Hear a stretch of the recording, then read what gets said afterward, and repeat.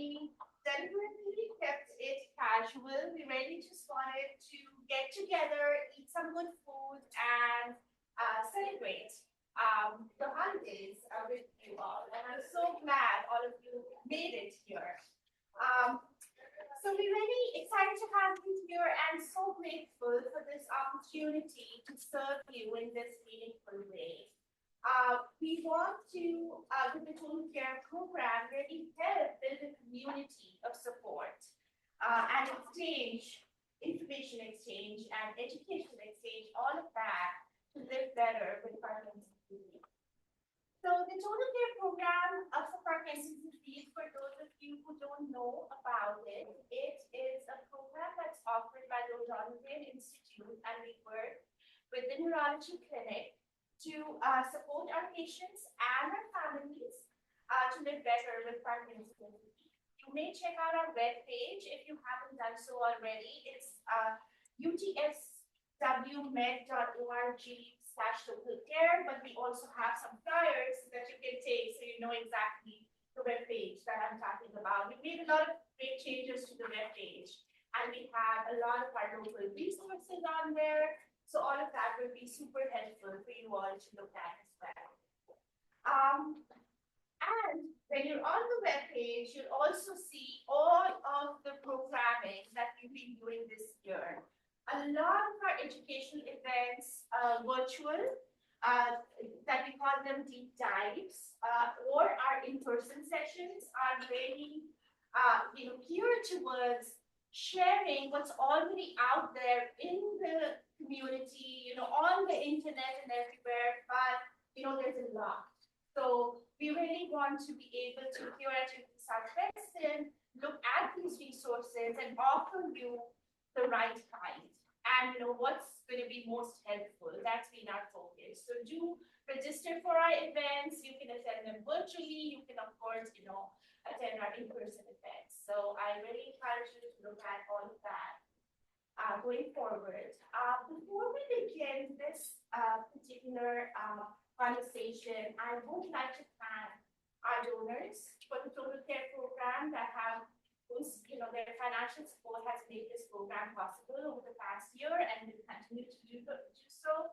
I'd like to thank our community partners who have given so much of their time and expertise to all of our education events. We've had, of course, Dallas Area Parkinson Society. We've had Parkinson Foundation, David Spinney Foundation. We've had some fabulous resources and people who have come to this program to talk to you all and really impart their expertise and their knowledge to us. I would really like to thank our Patient Family Advisory Council members. Some of them are here today. There are patients, in the clinic who have been able to steer the direction of this program with us. So we really very grateful for their support as well. And with that, I'd like to thank our experts who are here today. Dr. Michael Rich, who a lot of you know, and we're just so grateful that he's here to support the program and be part of the program with us for a while now. We have Connie Cornwell, who is a medical family therapist, and she's going to be here talking about Holidays and Parkinson with us. And then we have Lisa Fatima, who is a clinical psychologist in training here at UT Southwestern. So, you can ask her questions and, she is great. So, you can do that as well. So, I would like to invite our panel to come and join us here. We have a short presentation, but we really want to make it casual, conversational. So, if you all have questions, please ask. And we can still get a discussion and conversation going.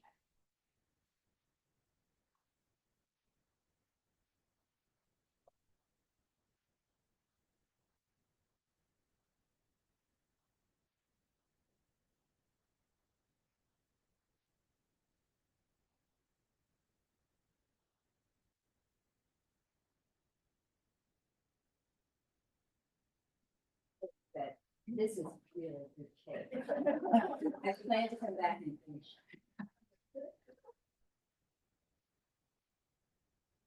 Okay, so let's start with Dr. Bridge.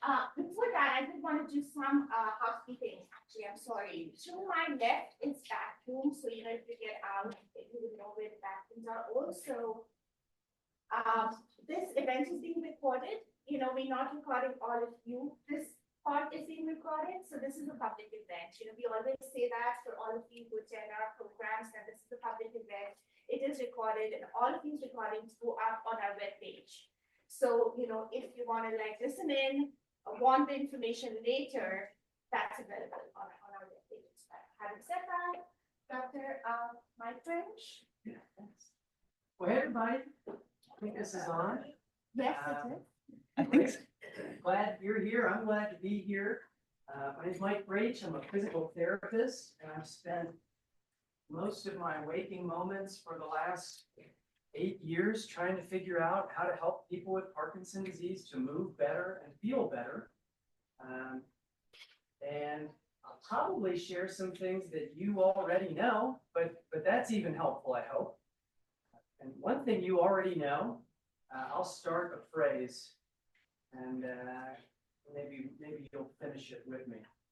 A lot of people say if Parkinson's disease left untreated can take away function, a key to success, they say, is use it or lose it. Yeah, and I think when it comes to exercise, a lot of times, and research is pointing more and more to this, exercise isn't necessarily going to undo what's been done, but when it comes to physical function and living well now and feeling better today, a lot of times you could say not just use it or lose it, you could say use it and improve it. And that becomes a key to success with exercise. And I know around the holidays,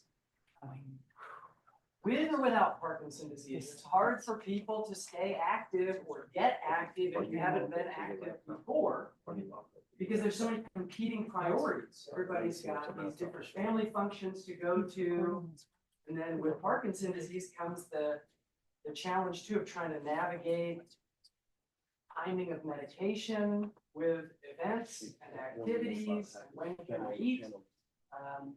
So my biggest and best suggestion for you is if you have to break it up, break it up. If you have to sneak it in here and there, sneak it in here and there. But we know that exercise is medicine for everyone. And we know that for people with Parkinson's disease, exercise is one of the most important things you can do. Partly because we know that that helps to slow the progression of symptoms. And there are a lot of studies that get into the mechanics of how that works. I don't want to bore you too much with neuroscience today unless you want that. But the other thing is, if you think about it, the things that we do all the time are easier to do.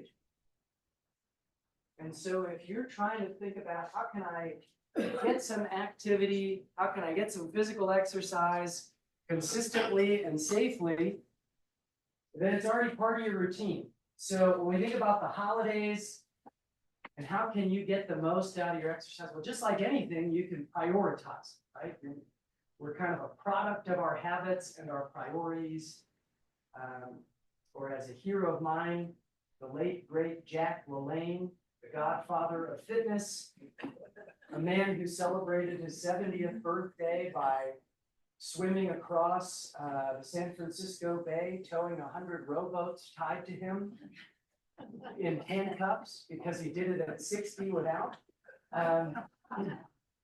He had many famous phrases, but one of his most commonly quoted phrases is, it's not what you do some of the time that counts, it's what you do all of the time that counts. So around the holidays, I know it might be really tricky to figure out how can I get a whole exercise group in, or if I've got limited access to transportation, how can I get to the right group? And my challenge to you is to try to find some ways to prioritize something you can do, because you can't always do everything you want to do. That's true for anyone in life. You can always do something. And when it yes,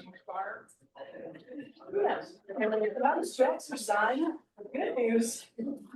I'm so sorry, Dr. Mike and everybody, we're having, it's broadcasting in a different room somehow. So we're just gonna stop recording for just a minute and then reset and then get, what are the holidays without a hiccup or two, right? You had a bullet point roll. Right?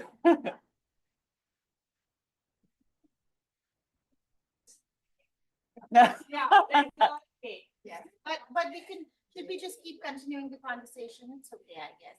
'Cause we Well, don't wanna waste time. if we have a little Q&A or going on, but with regards to Let's do that. presentation, I want to Okay. make sure that it gets recorded for Sure. anyone that is, we don't want to leave anybody out that's not able to make it today. Makes sense. Well, one thing that's great, even though we've got this hiccup with the tech situation, one thing that's great that Anupa mentioned earlier is all of these sessions are recorded and you can always come back to them. And that is fantastic because you might hear something today that resonates with you and you think, gosh, so-and-so, my buddy from this other class or group needs to hear it, and you can just send them a link. That's the world we live in. But are we back on? Yeah. Are we back? Okay. So we should continue. Okay. Thank you, Sean. So before our hiccup, I was sharing with you just a favorite quote from Jack LaLanne. It's not what you do some of the time that counts. It's what you do all of the time that counts. And over the years, I've run into a lot of people who share with me tips like, well, I don't often miss my dose of medication when it comes to Parkinson's disease. And I'll ask them, how do you do that? And as you might imagine, they'll say something like, well, I've got friends and family who remind me, or I've got an iPhone or an Android phone, some sort of smartphone that I can set an alarm on.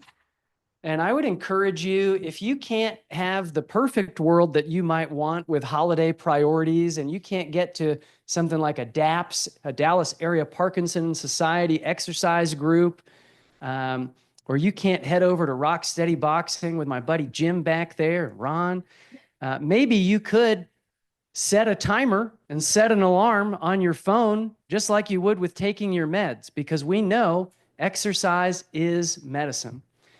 And along those lines, maybe you don't have the full couple hours it might take to get to a Parkinson-specific exercise group on a day where you might want to, but you probably have a few minutes here and there. And since we know overall, a cumulative goal for exercise is to aim for at least 300 or to aim for 300 minutes a week of physical activity, and to aim for 150 of those minutes to be aerobic exercise, where you get your heart rate up, maybe sweat a little, maybe have just your heart rate up to a point where you're having a little trouble speaking in complete sentences, more short sentences, 1 or 2 words. You could probably sneak in some movement breaks throughout the day. And what might that look like? Well, you could even build it into things you do all the time. One example would be with a chair like this. Well, with a chair like this, it's a little dicey because it's on wheels, but you could stabilize a chair like this, even a chair on wheels, against a wall or something sturdy. And anytime you maybe go into your study to sit down and read something, or you're going to go to your computer and look at stuff online, why not use that time to do a few extra sit to stands or squats, as you might call them. And if you want to get crazier, you could add some big arm reaching movements where you're sitting down, standing up, reaching out, pushing the chest out, sitting back down with good control. That's an easy way where if every time you went to sit down, you did 3 or 5 or 10 repetitions before you actually took your activity in sitting, you'd be able to get some great work throughout big muscles of your legs and hips to keep some function, get stronger, maybe even improve things. So that's just one simple example of how you could sneak in some movement breaks. Another possibility is we know the holiday season, usually there's a lot to do, which means there are a lot of people to see. You could involve the buddy system and say, hey, we're going to work out together, or we're going to get some physical activity together, even if it wasn't a formal workout. I know when I had my clinic here locally, we had a group that met on the day after Thanksgiving, Black Friday. And we had Black Friday boxing for many years. And we'd say squats are on sale or some goofy thing to get people in. But that was oddly enough our biggest day most years because people had friends and family in town. And they'd say, well, hey, we could sit around the house and we could get a little more stiff and achy, or we could feel bad about how much we ate the day before. But why don't we go exercise together? And some of them have shared with me over the years that those are some of their best memories with their friends and family. So that's another thing you could do, whether you've got a buddy from something like the Total Care Program or a DAPS group or the Parkinson Voice Project. Maybe you want to loop them into your exercise routine and meet up and work out together. But even just time with a grandchild or a kid of yours or a neighbor, get them involved because we know it's easier to be active and to get more out of your workouts together.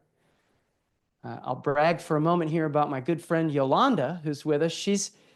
Since we've closed our clinic down, she's taken to hosting a group on Zoom where they use old class recordings to do Tai Chi together and still stay connected. So the idea here is together we can get a lot more done than we could individually. And some people I've met over the years say things like, well, you know, a boxing class is great, or step aerobics is great, or water aerobics is great, but it's not for me, man. And that's okay, because it's hard to really be consistent and active if you don't like what you're doing. But I've met plenty of people who say, well, I get up and walk. I'm good. And then when it gets cold out, they say, you know, I'm not really walking as much. And we know walking is a very functional activity. We know a brisk walk can have the same aerobic exercise benefits for brain health that are really helpful for people with Parkinson's. But when it gets cold out, it's hard. I mean, I grew up in Ohio. I never wanted to go outside once it got below a certain temperature, much less risk the ice and all that stuff. But here in Dallas, indoor options abound, even if it's chilly. And you probably might already know about this, but there are groups of people that get together at North Park Mall at 8 and 9 a.m. every day before the stores open, and they go walking in the mall. I've met people over the years who say, you know, along the lines of sneaking it in with movement breaks, if I'm going to the grocery store like Kroger, I'm going to take a few extra laps around the place because I know there are clear aisles, it's spacious, and I know I'm not going to have to worry about puddles, mud, ice, any of that stuff. And then they'll do their shopping. I'm a big fan of Costco, which is also another big space where the climate is controlled. The point is, you could find places where you could take advantage of some indoor options for even something as simple as a walk. Yeah, and you might even, that's a great point, you might even get to stop and have a sample, right? Even more whatever it takes to get you there, right? So this is helpful. The last thought I have when it comes to the holidays is a lot of people I've met over the years who are really successful at exercise and living well for Parkinson's, they say, gosh, I've got these great routines. I've got these great habits that I've spent years building. And then the holidays come and they throw it all off. Well, you could use that as an opportunity to mix it up a little bit and keep things fun. What might that mean? Maybe you go to a holiday party and you bring a little levity by having some dancing happen, right? Maybe it's not a dance party traditionally, but you make it one. Maybe you mix it up by, if you're heading to some sort of an event with your kids or grandkids, finding a way where you can do some exercise there together, or just, you know, gosh, we've got Keisha here from DAPS. DAPS has a lot of online groups you can access or in-person groups. Maybe if your normal routine is disrupted, it's an opportunity to get out and try something new. And you never know, just like today, you might meet some great people. And then you got one more advocate or more advocates looking out for you, and more people you can look out for. You can have a better time. So those are some tips for success with the holidays. I'm sure we'll have some time for question and answer if you'd like it. I've probably droned on too long though, so I probably want to make some time for other people to share helpful thoughts. You are just right, Dr. Mike. Thank you. We can do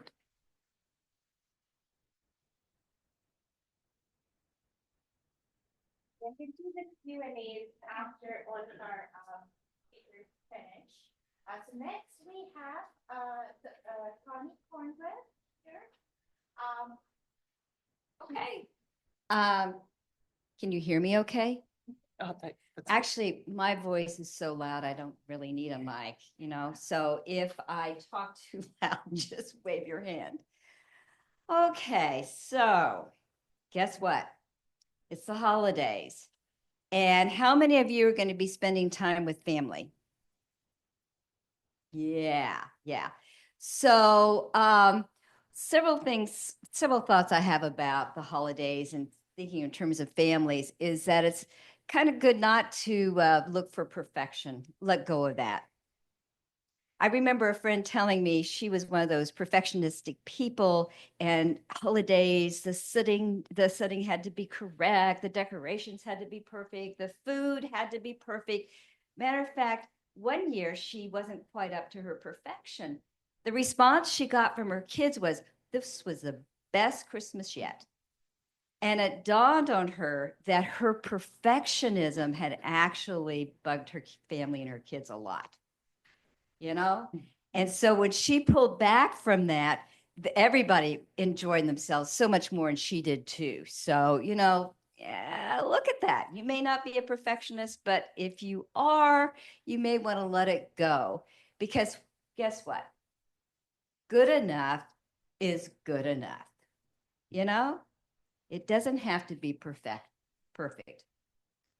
Many families, managing gift giving is a financial stress. And a lot of families really go overboard at Christmas. You know, they're buying everything their kid wants, everything they think their family members should have. And so it becomes a point of stress. So much so that some people find themselves in debt after the holidays, right? So I know a family that's very, very large. This family has, I don't know, if you get them all together, and I know this because they invite me occasionally, there's probably 40 people. And this is the immediate family, kids and grandkids. And so, you know, one year I was talking to them and I said, "Well, how do you manage Christmas and all the gift giving?" And they said, "No, we don't do it anymore. At Thanksgiving, we draw out of a sack names, and then that is your name. That is the person you're going to gift. And guess what? You have to make the gift, and it can't cost more than $25, the materials you use." So they've been doing this for years and years and years. So when they all get together, they have a whole lot of fun looking at the crazy gifts that they receive. Some of the gifts are made in kind of bizarre ways and look kind of funky, but that adds to the fun at Christmas time. So that's how they have solved that problem, because could you imagine the grandparents of this system are close friends of mine? They couldn't afford to buy gifts for everybody. They'd go broke. But yet they wanted to have at that part of the ceremony in some form. So that's a great suggestion, I think. And also just ask your family, you know, do we need to be giving gifts? No. My brother said an interesting thing. This year he said to me, "Connie," he says, "I don't want any gifts." I said, "Well, what do you mean you didn't like the chocolates and stuff I sent you last year and the basket from, you know, you didn't like it?" And he said, "No, I don't want it." I said, well, what are we going to do?" And he looks at me, he says, "You know, I don't see you very often. I want you, instead of buying me a gift, to buy tickets to fly to Houston to visit me, and do that a couple of times this coming year." And I went, "Whoa, how clever. That's a great idea. I think I can do that. That's your gift, seeing me." So, people just have to get creative. I think we sometimes get in the bind that we were expected to do this and expected to come up with the best gift. And that caused enough stress right there. So let that go. It's okay to say no. How many people have trouble saying no? Okay, me too. Me too. You don't want to offend. You want people to like you. You don't want to say no. But I think it's important for all of us to learn how to say no. So prioritize what's important for you and your family and put the focus on that. And other things that come your way that's going to take too much time or be too stressful, just say no. Now, there's a key to saying no. A lot of people say no because. Don't ever do it. Because when you say no because of this reason, you're trapped. Because they'll get you on that. What do you mean because you have to go there? Well, you should come my house, whatever. You're going to get trapped. Do not say no because. Just say this. Write this down. No, that doesn't work for me. When you say no, that does not work for me, that's the end of the conversation. Because you've been clear, you've said no, but you've also let them know that doesn't work. Okay, so just kind of write that in your mind, use it. You'll be amazed how effective that is. Okay. Oh, here's a biggie. And we're seeing a lot of this. I supervise interns at the Family Studies Center. We're in the Department of Family Medicine. And already we have couples and families bringing into their sessions about visiting family. And already people are getting kind of angst up. Oh my God, it's hard to be around Uncle George. He believes the opposite to what we believe. We don't even agree about anything. So how are we going to do this? And so some of you may have family members or extended family where you're not in agreement, particularly about politics or even religion. So you want to stay away from those topics, right? So my recommendation is to focus on what you have in common, what you enjoy.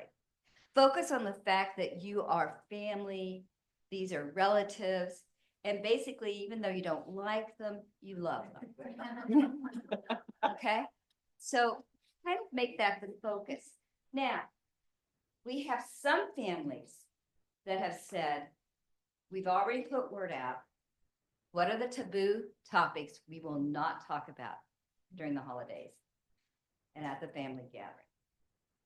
And we've all agreed we will leave those topics alone because those topics are hot and they get us all in trouble and they just upset everyone. So, you can set boundaries with your family. We're not going to do that. We're not going to talk about this. We agree to disagree. Okay.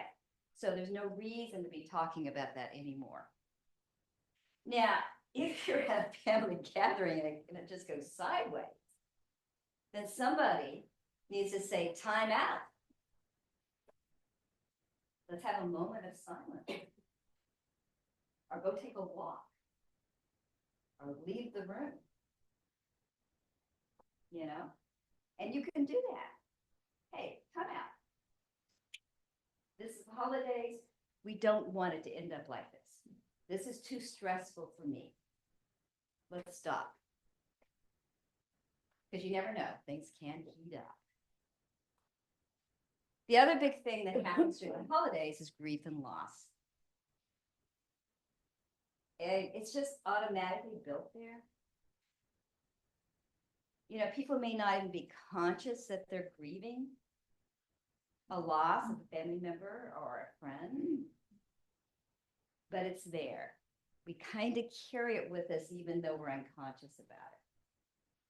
So, if you're at family gatherings, people automatically start talking about, oh, remember Grandma, what she used to do? Remember so-and-so? Those names or those things may come into the conversation. And what's best to do is not to ignore it, but to embrace it and have a good time talking about these people, acknowledging them. Oh, remember when grandma made divinity? Oh my God, that was the best thing I'd ever eaten. You know, and there's a sadness. I miss her. But we talk through it and we celebrate. She made great divinity. So, those are things that just naturally come up. So if you find yourself feeling sad for some reason, take a mental check and say, whoa, am I missing someone who's passed away? Is this really about that? Because sometimes we forget.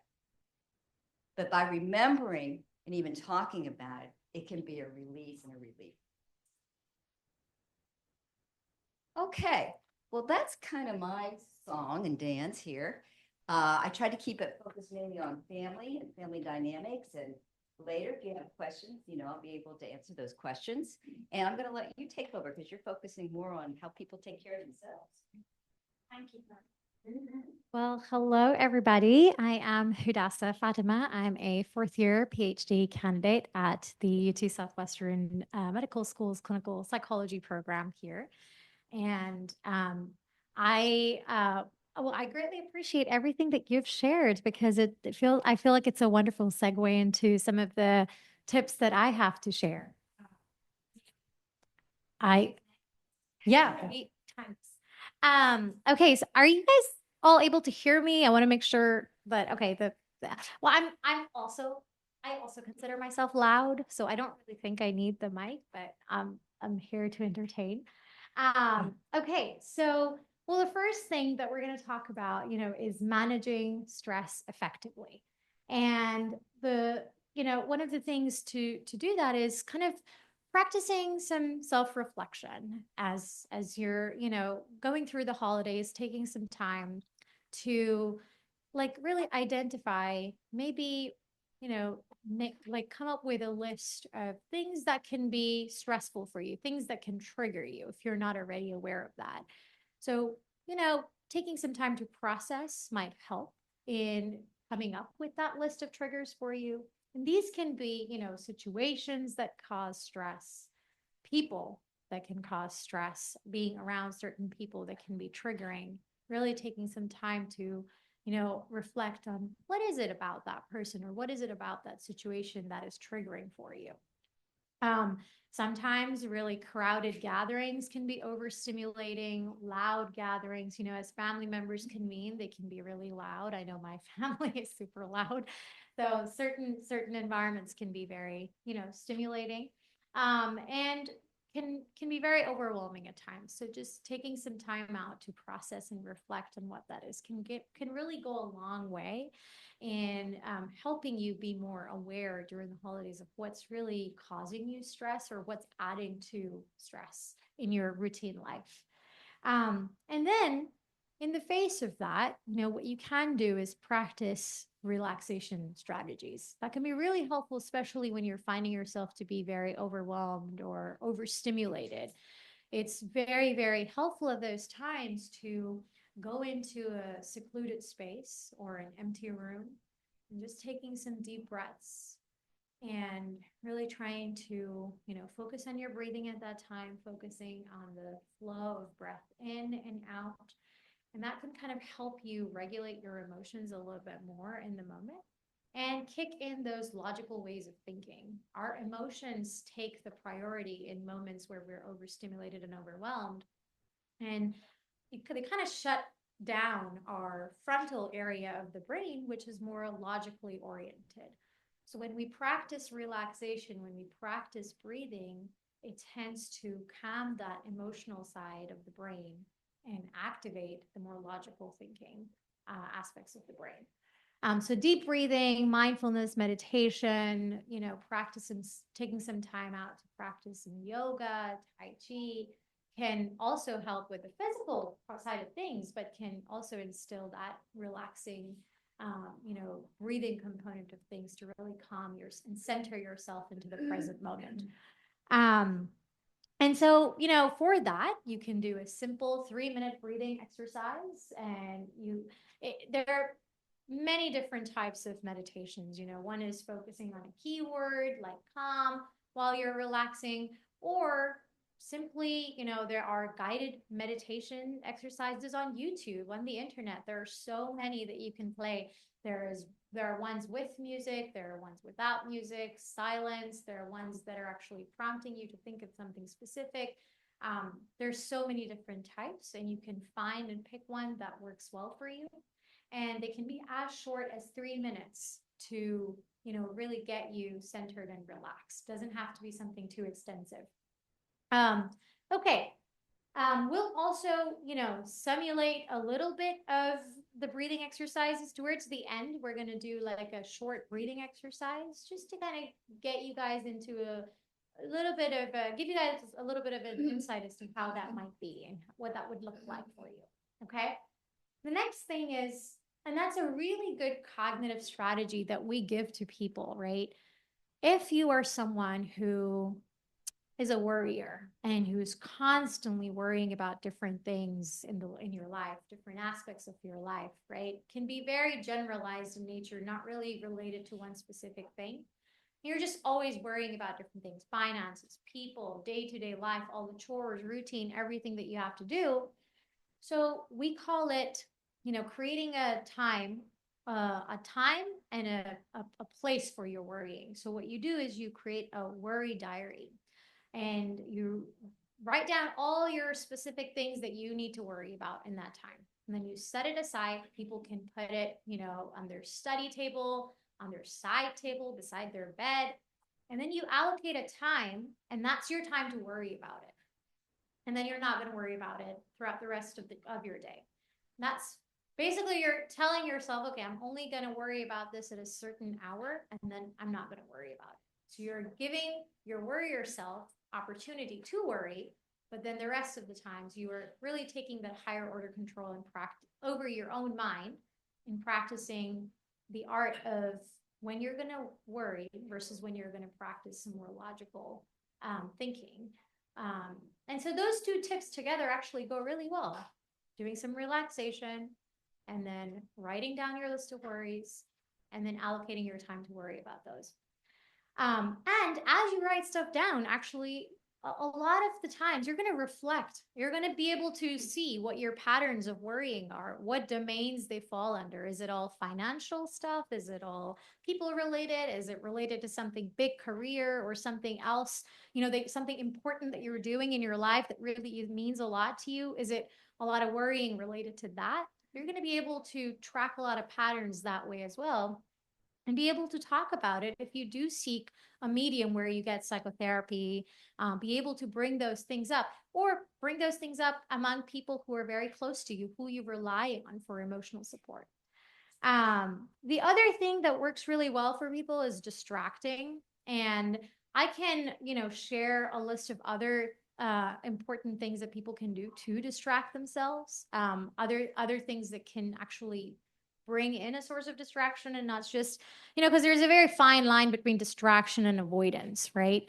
So you want to make sure that you are distracting by doing something that's meaningful, that truly uplifts your mood, and not an avoidance technique.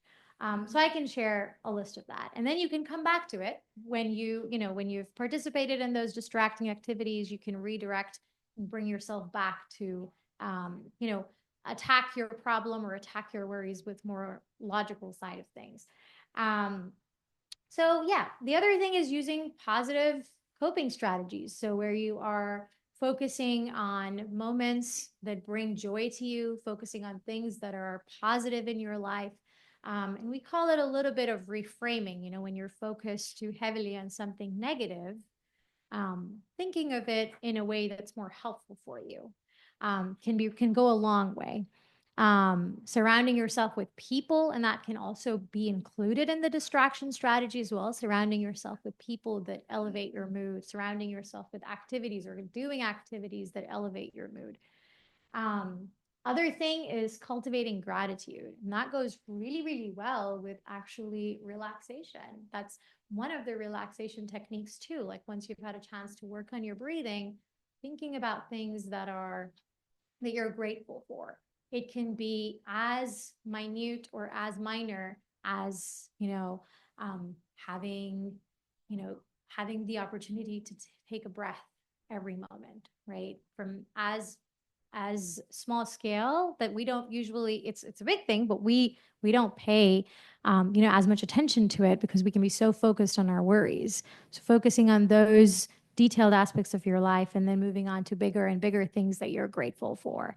And then, aligned with all the things that I'm talking about, and I kind of started out with that too, communicating with people who you call your sources of support in this moment, communicating with them what's happening with you after you've had a chance to reflect and process what's going on, communicating what is bothering you can really feel relieving because you've relied on those people as your sounding board and perhaps gotten a chance to hear from them as well, get advice from them as well.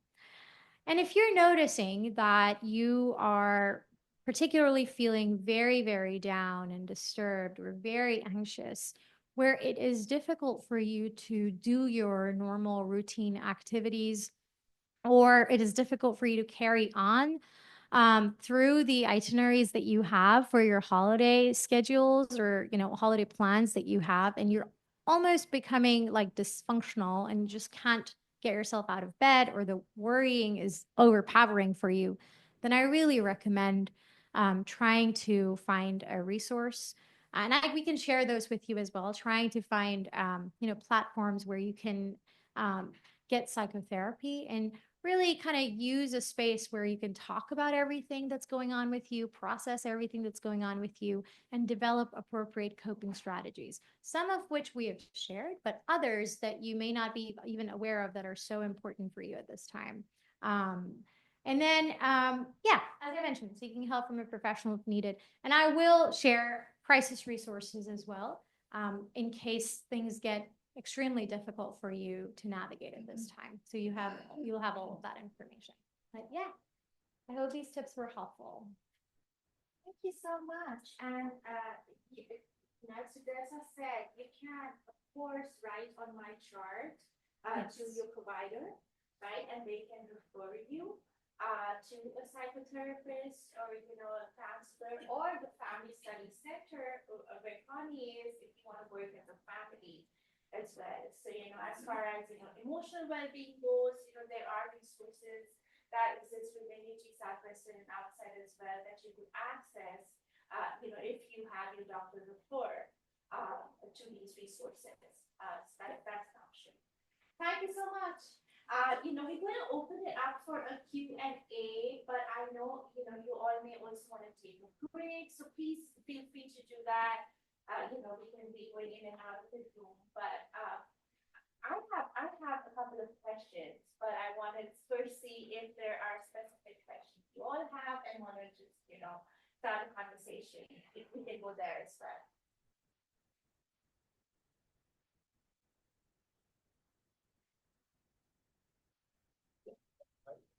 Michael, that Debbie, in her box, the travel box. But balance has gotten to be a real issue with her, just stutter stepping and what. And she was then graduated from boxing with a neuro dance deal. But what about water therapies? Do you recommend any of those? And if so, where? Yeah, that's a great question. So what I think I'm hearing you say is, are water aerobics or is aquatic therapy helpful for people with Parkinson's? And if so, where do we do it? And aquatic therapy can be tremendously helpful when it comes to aerobic conditioning or exercising without pain. So, when you think about what kind of exercise is most helpful in slowing the progression of symptoms of Parkinson's disease, aerobic exercise more than strength training or more than working on balance in terms of slowing the progression, the worsening of symptoms, aerobic exercise is the key to success there. But to participate in aerobic exercise, a lot of times you have to have some amount of balance. So certainly under the direction of a licensed physical therapist, you could do a lot of individual testing to figure out what aspect of balance is most affected and what needs the most help. Typically, in physical therapy, there's aquatic therapy, and that can be really helpful for building and maintaining balance, though. It's best to try to do more where you're holding your own body weight up against gravity. So, can aquatic therapy help people that have balance problems? Yes. But typically, if you're worried most about your balance, and over the years, I've seen a lot of folks do pretty well by and large with Parkinson's symptoms when it comes to walking a straight path or walking a straight path with a cane or a walker. But if you have to have a quick reaction, some kid runs out in front of you or you've got to change directions, it's typically where people tend to have a lot more trouble. And for that, I'd say groups like a dance class could be helpful, but individual PT would be the way to go. And that could be done at an outpatient clinic. That could be done through home health potentially. There are a lot of ways to do that. For water aerobics, if you're somebody who's saying, well, I'm not worried as much about falling over, but I want water aerobics as a way to get my heart rate up and to work on those large dynamic movements that help with the stiffness and rigidity and muscle aches that can come from Parkinson's disease. Well, I know the J, formerly known as the JCC, Jewish Community Center, has a water aerobics program that a lot of people love. I know that Baylor Scott and White at the Tom Landry Center does aquatic therapy there. So a PT who could work with somebody to some extent on land outside of a pool and then in the water in a pool. I know there's a Baylor, I don't know why they've got all the pools, but there's a Baylor clinic. Pools are really expensive to run, so it's harder to find aquatic therapy, but there's a Baylor clinic in Richardson that also has, what's that? Grapevine. Where? Oh, another Baylor. So I don't know why they're so plugged into the water, but those are some options for aquatic therapy. For water aerobics, I think there are plenty of other places too. I'd check with any community center that has a pool first. And I think the YMCA has a pretty famous one, and I think, CC Young used to and maybe still has one. There are probably plenty of others too, but I think the takeaway message here in response to your question is hopefully not that water aerobics will fix everything, but water aerobics could help somebody who's at risk of falling to get more aerobic exercise, but you'd still want to work on balance in physical therapy. Probably should have just said that and saved everybody however much time that was, but hopefully that gives you an answer.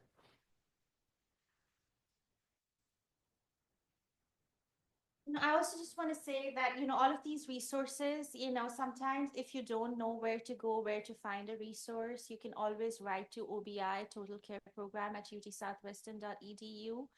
And we may not have all the answers, but we do have people who have answers. So we will be able to connect you as well. So that's something we would love to do for our community here as well. So just want to put that out there.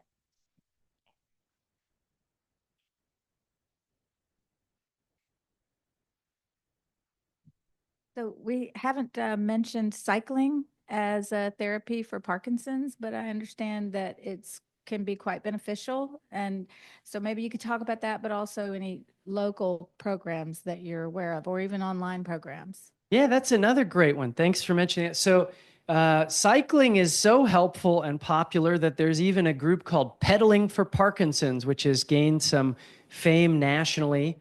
And a kind of a celebrity in the Parkinson community, also Davis Finney, for whom the Davis Finney Foundation was named after he started it. He used to be a pro cyclist before he got his young onset Parkinson's disease diagnosis.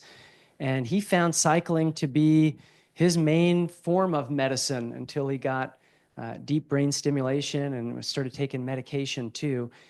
So the mechanism behind cycling is really the same as any other form of aerobic exercise. But I think some people love the freedom of getting out on a bike if they still have good balance and control on a bike itself. Other people say, well, gosh, I still get a great endorphin rush or endocannabinoid rush from aerobic exercise with pedaling or with stationary bikes, but I don't have to worry as much about balance. And I think for a lot of our gang, that's a good way to go. Most of the pedaling for Parkinson groups that I'm aware of are online.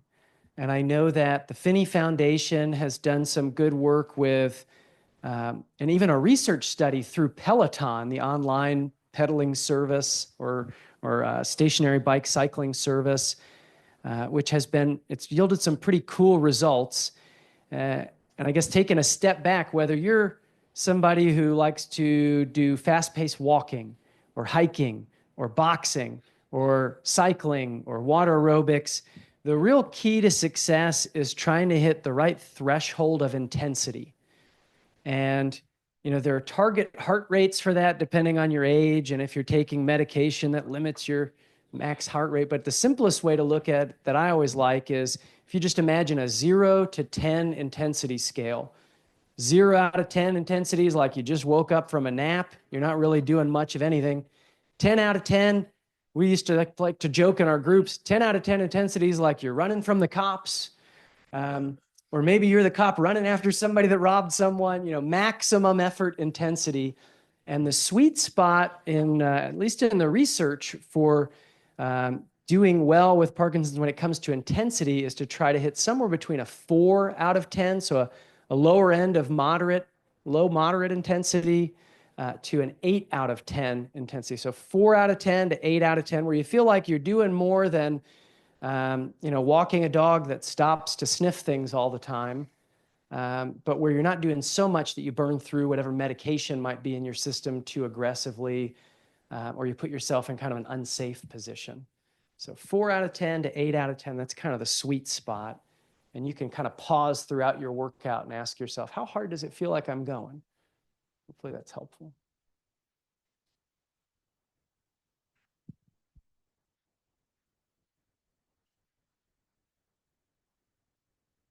Oh, shoot. Yeah, climbing has really gotten on the news a few times.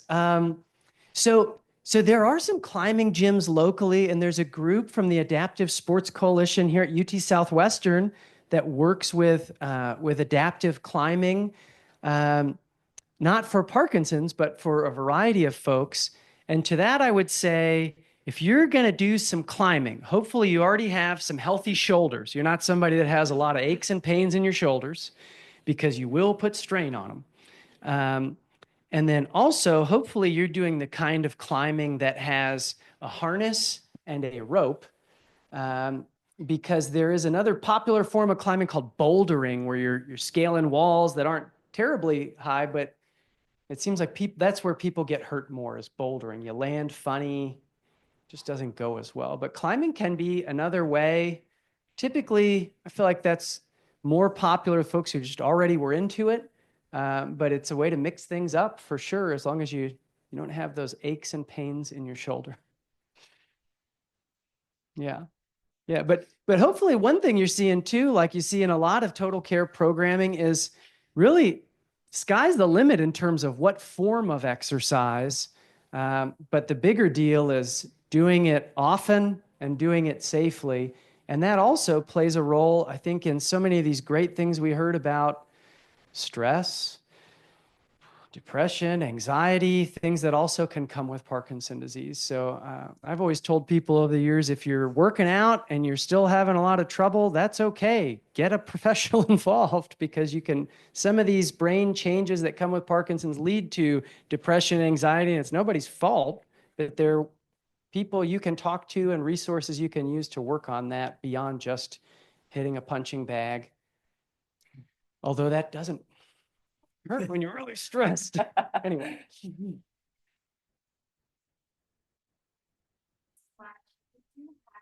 virtual guide that's online on our webpage with Dr. Mine. It is very popular. It is, it's the recommendations for Parkinson's disease, and he did a really lovely job of just really helping us through, those exercise recommendations. So do go look it up, if that would be helpful for you. I have a quick question for Connie. So, we get that a lot from our family. Sometimes it's kind of, challenging or difficult to communicate, what your needs may be, what the limitations you may be experiencing to your family. And that kind of sort of becomes really important during the holidays. So how do you think one would, be able to communicate in the best possible way to your family what you may be experiencing, what your needs? Well. Oh, for the recording. Okay, thank you for taking care of that.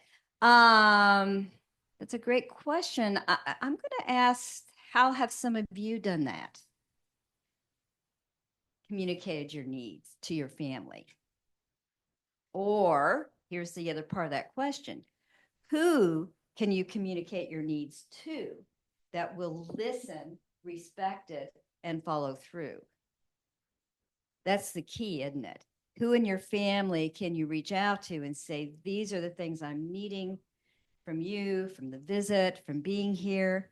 And who is it that you can talk to about this that will in fact hear it, listen, and follow through and support you in that? That's probably step one. But how have some of you communicated your needs? Not just patients, but family members too. Anyone? Okay, say more. Say more, really.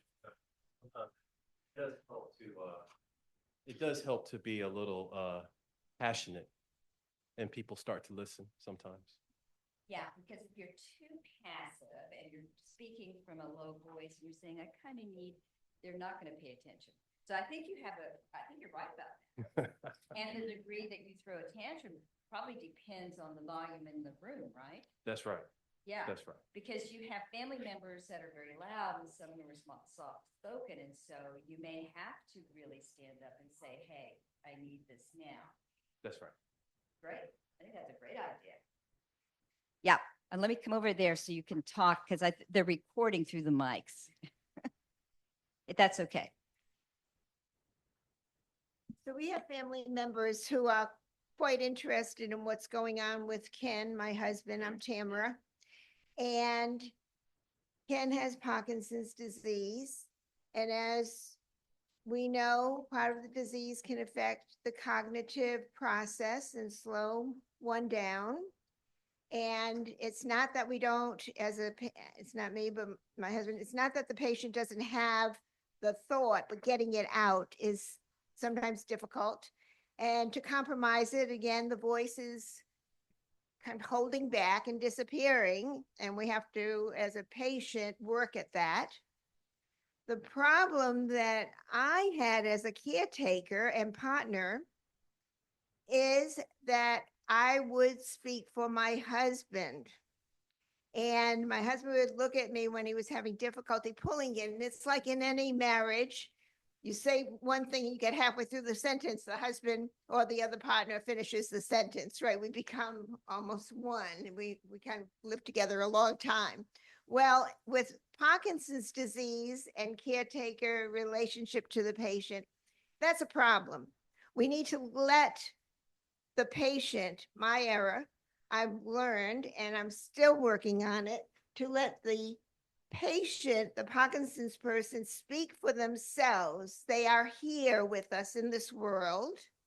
Thank God they have an opportunity to live just like we do, who are walking the earth without it at this moment. And so as a caretaker, I have to lift my patients and sit back. And those who are in the space with us love my husband, or they wouldn't be there, and just allow him time, right? Allow him time to be and think and enjoy the space. Am I wrong?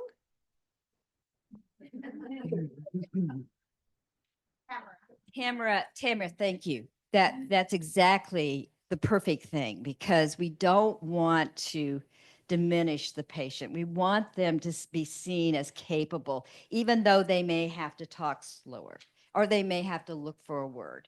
That's perfect. Thank you for sharing that because I think that's very important, I think. You also said, uh-huh. Did you want to add to it? No, I think that's very important. I had the results of my cognitive test yesterday, and they wanted you to bring your spouse with you for their input. And I found out why I was flipping some things around because I told my husband, I said, well, I remember you saying that I go to therapy because I like therapy. And he just like, I've never said that to you, you know? And he got like this and and I looked at the gal that was the medical person that was giving me my evaluation. I said, what do you think? And I looked at her, I go, what do you think? And she goes, I think that's how you interpreted it. I don't think he said that. And that was a real learning lesson for me yesterday. Yes. That And you were in a situation. I turned that around, whatever he said. And you were in a situation where the medical person was able to help you see you switched it. Yes. So are you now wanting your husband to tell you if you switch it? Oh, he tells me all the time. I turn things around. I got it. Yeah. Good, because see, I think with, in your terms of your partner, you've got to say, this is another way I need help. Help me grab that word, or I just switched it around. Let me know I switched it, so I know, I'm staying with you and current with you. Yeah. Very helpful. Yeah. Yeah. I learned that it takes time to, sometimes at the beginning, with the driving, and he drives very fast and he fights everybody in the road, and then I'm there, ooh, getting I'm the ooh, and then because my issues feeling too close to the wall, and so at the beginning I said things and nothing, the highway. But then in time, I insisted and poke. And then finally, now after we go visit his mother at the hospital, he takes me to see the lights in the mini roads, internal roads. So finally he learned.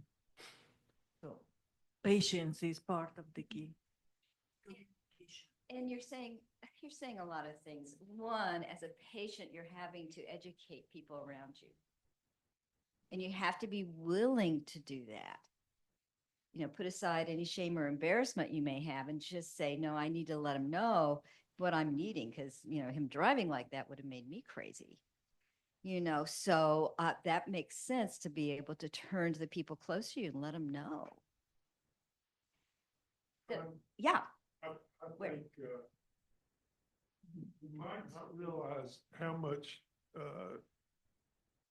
Parkinson's people appreciate you filling in for them, because a lot of times we've got the files up there, we're just not getting to them in time.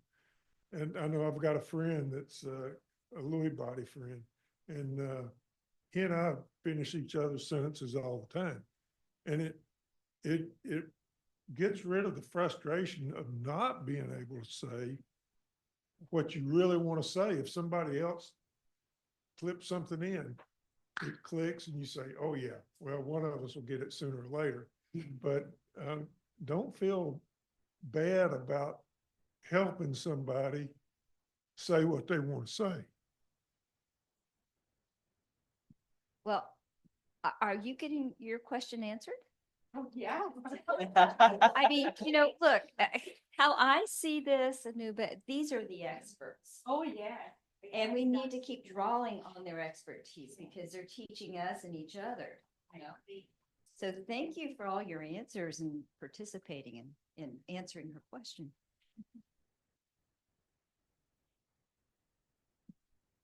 Okay, do we have more? I was hoping that Contessa could give us a really quick breathing technique before we all leave, like just a thing we can do if we stress out.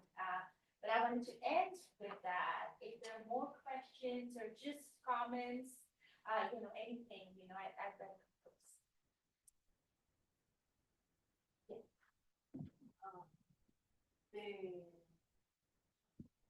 the care partner importance.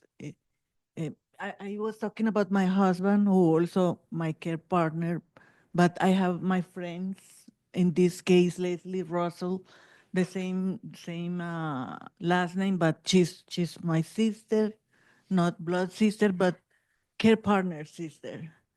And they are great assets, and they are very, very important. So I have a group of people that are my care partners, and it's critical for a great life with Parkinson. Thank you for that. And, we always say the total care program is for our patients and our families and care partners as well. And if you would like to see more programming that's kind of focused more on the care partners' needs, please reach out to us. Tell us what you want to hear about, and, we'll make that happen. So we really welcome your feedback, but also your suggestions to do more of the programming that'll be helpful to you all. So I just want to put that out there. Okay, so now to Contessa. Okay, so for this, I encourage everybody to participate in this, okay? And Dr. Sood, please, you as well, if you could sit comfortably at a spot that, you. Oh, yeah, yeah. Absolutely. Yeah, so yeah, please, everyone get comfortable for this. And we could also I don't know, dim the lights, just, just so we don't have so many lights in front of us for this one. So typically when I lead groups like that, what I like to do is also get some nice music going. But it's not a necessity for this. And we can certainly appreciate the silence that we all share between us as well. As we say, it's golden. Silence is golden. Okay. So I want you all to please start by settling into a comfortable position, as comfortable as you can get for me here in the spots that you're in. And I want you to allow your eyes to close. Okay. Or you can keep them open with a soft gaze. And then we're going to begin here by taking several long, slow, deep breaths. Okay. I'm going to breathe in fully and exhale fully. Breathing in through your nose and out through your nose or mouth.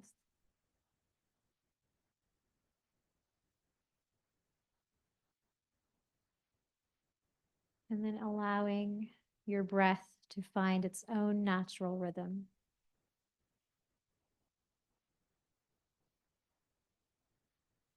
Bringing your full attention to noticing each in-breath.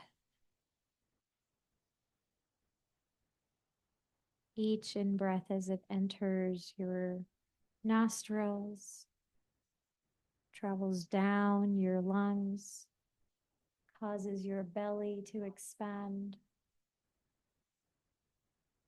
And notice each out-breath as your belly contracts and air moves up through the lungs, back up through the nostrils or mouth. Just inviting your full attention to flow with your breath.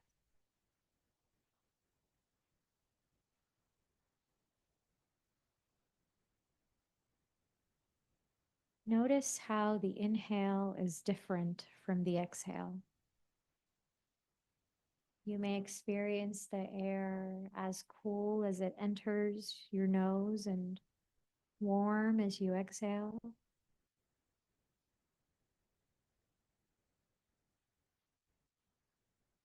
And as you turn more deeply inward, begin to let go of the noises around you.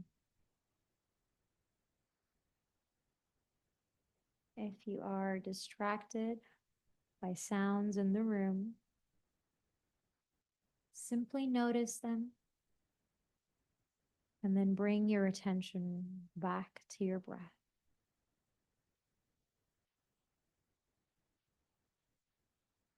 Simply breathing as you breathe, not striving to change anything about your breath, not trying to control your breath in any way. Just observing and accepting your experience in this moment without judgment and paying attention to each inhale and exhale.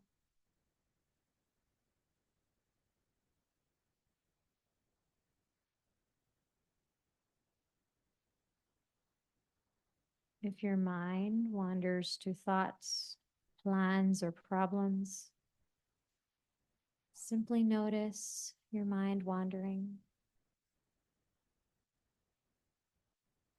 watching the thought as it enters your awareness as neutrally as possible. And then practice letting go of the thought as if it were a leaf floating down a stream.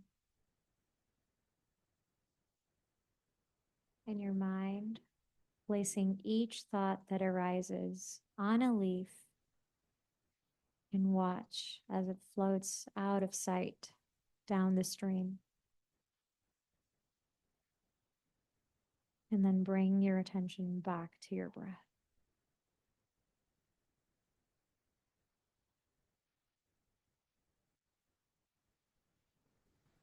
Your breath is your anchor.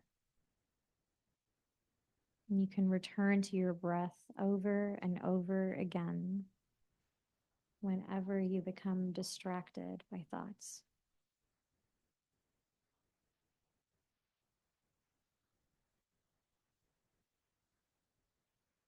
You might become distracted by pain or discomfort in the body, or twitching or itching sensations. These might draw your attention away from your breath. You may also notice feelings arising, perhaps sadness or happiness, frustration or contentment. Acknowledge whatever comes up, including thoughts or stories about your experience.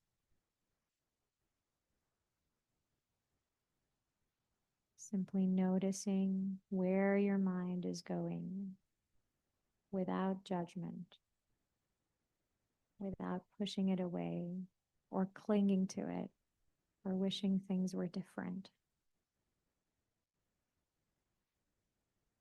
And then simply refocus your mind back to your breath.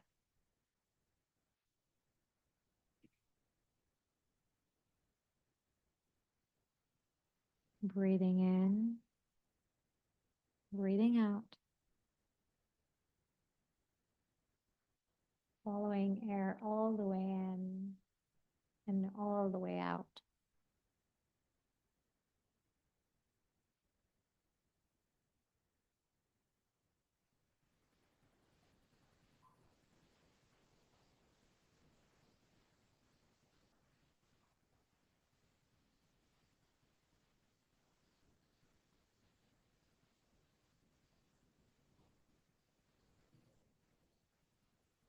Now slowly allow your attention to expand and notice your entire body and then beyond your body to the room that you're in and the spots that you're in. And when you're ready, you can open your eyes, coming back fully alert and awake, bringing this practice to an end. And setting an intention to use this practice and use the intentions from this practice throughout your day to help you. Okay. And that was all. I always love, this is my favorite moment when people open their eyes after having completed a practice, and I just love seeing their reactions after. So thank you all so much for practicing meditation with me today.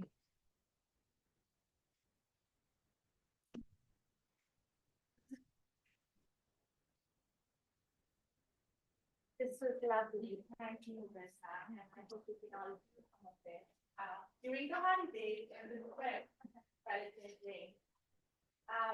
The last piece is we have valet tickets and we have parking tickets for you all. We also have feedback forms. We would love for you to fill those out and let us know how you found this event. If you liked it, we can do another one, make it more fun next year. A holiday event is always great. Also want to mention that we will have our annual Total Care Symposium, just like we did this April of 2024 in 2025. It is April 26th. 2025, which is a Saturday. We can have more information, but we hope to see you all there for the symposium. We have our own resident movement disorder specialist talk at this symposium as well, like before. Thank you so much, Vanessa, Hajimai, Connie. It was really wonderful. Thank you very much for inviting us here. And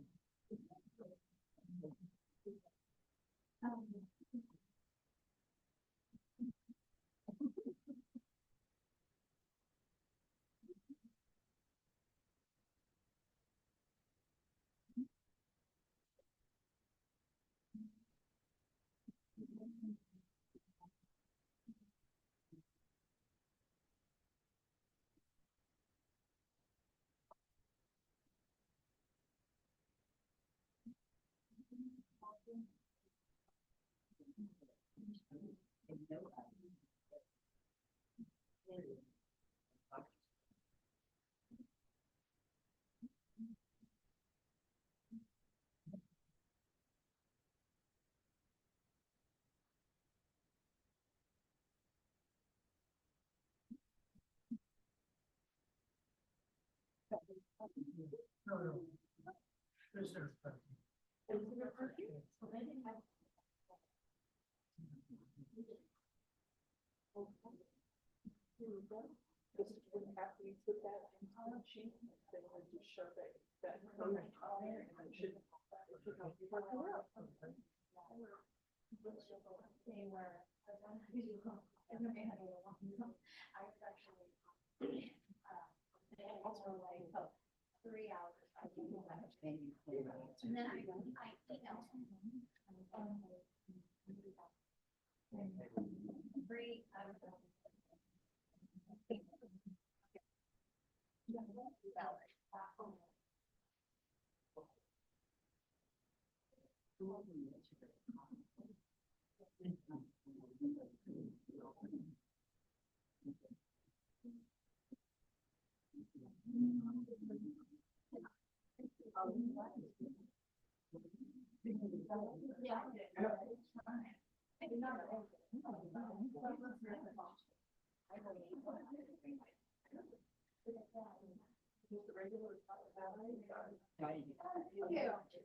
I have this.